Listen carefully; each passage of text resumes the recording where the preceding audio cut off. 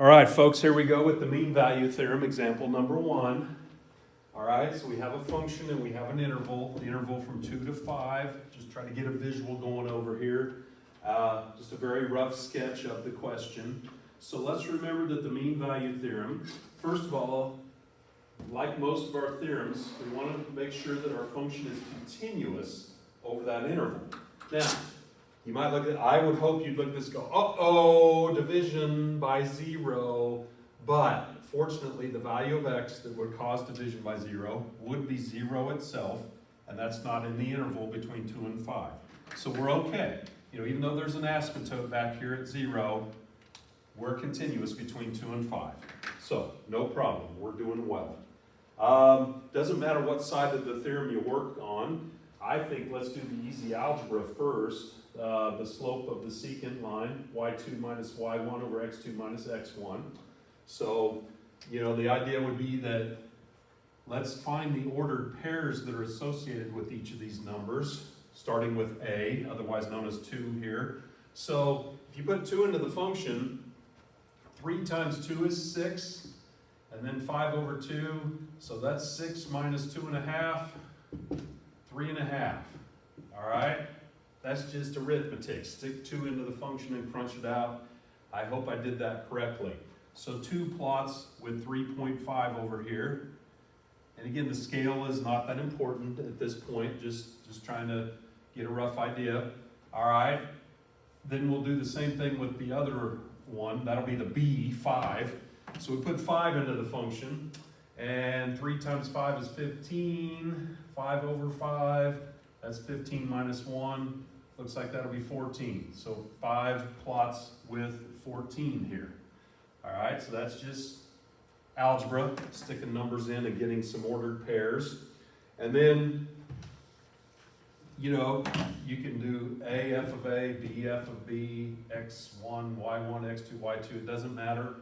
But this slope over here of this line that connects these two, and this is not the graph itself, this is the secant line. The graph of that thing, I'm sure, curves in many different ways. I don't know, doesn't matter specifically what the curvature is, but the slope of that secant line would be y2 minus y1, otherwise known as f of b minus f of a, over x2 minus x1, otherwise known as b minus a. All right, so that slope would be 11.5 divided by 3, pretty sure. And then 11.5 divided by 3, is that a nice round number? No. So I'm going to leave it as such. We could probably change it and make it prettier. Doesn't matter. We could raise it to make the numbers nicer. But I'm hopeful that's correct. So, I'm sorry, it's 10.5. Never mind. Okay, whoa, and then 10.5 divided by 3 is, actually nice and pretty, 3.5. Okay, so I stand corrected. Good thing I checked that. All right, so keep in mind that 3.5 would be this thing, right? The slope of that blue secant line there. All right, the other side of the theorem is the derivative. So, first of all, before we take the derivative, we're hopefully conditioned to change this into 5x to the negative 1, and then we can take the derivative, which would be 3 plus 5x to the negative 2, otherwise known as 3 plus 5 over x squared. And that's f prime of x. All right? So keep in mind this is our derivative, this side of it, and then the other, that 3.5, would be the f of b minus f of a over b minus a. All right, that theorem says there's got to be a number in here called c where those two things are equal. So, here we go. F prime of c is simply changing the x into a c, and we're about to take this thing and set it equal to this thing. Now that's blue there because that's secant, this will be tangent. How's that? Okay, tangent line, secant line. They have to be equal somewhere in between there. Your instantaneous rate of change has to equal your average rate of change. Mean is is a fancy math word for average, right? Okay, so we're gonna set these two expressions equal, and then it's just gonna be an algebra question. Sorry if I erase things too quickly or stand in the way of them. You may have to periodically hit pause, which is fine. And I bet you want to do that half the time in class. Anyway, we'll set these two things equal, as guaranteed by the theorem. All right, hit pause if you need to. Okay, so anyway, now they're equal.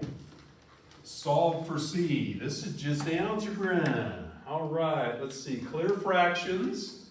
How about we multiply both sides by C squared? By the way, this answer we get better be between 2 and 5, right?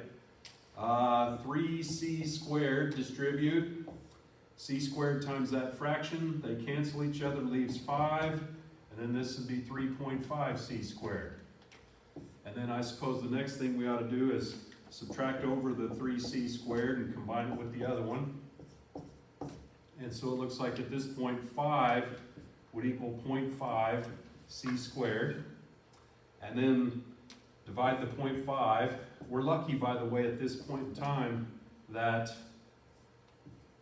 C is in one term. This is just algebra, all right? So C squared equals 10. And then it turns out that C would equal the square root of 10. Now, we've talked quite a bit about how square roots generate both a plus and a minus. But, so this technically is approximately plus or minus 3.16 if it's just a standalone algebra question. But only the 3.16 is in our interval, right? So, for the purposes of this theorem, we're going to only keep the plus.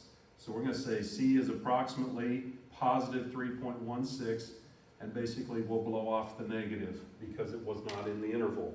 So the upshot of this is, I don't know how this thing curves, but the tangent line has the same slope as that secant line at that specific point.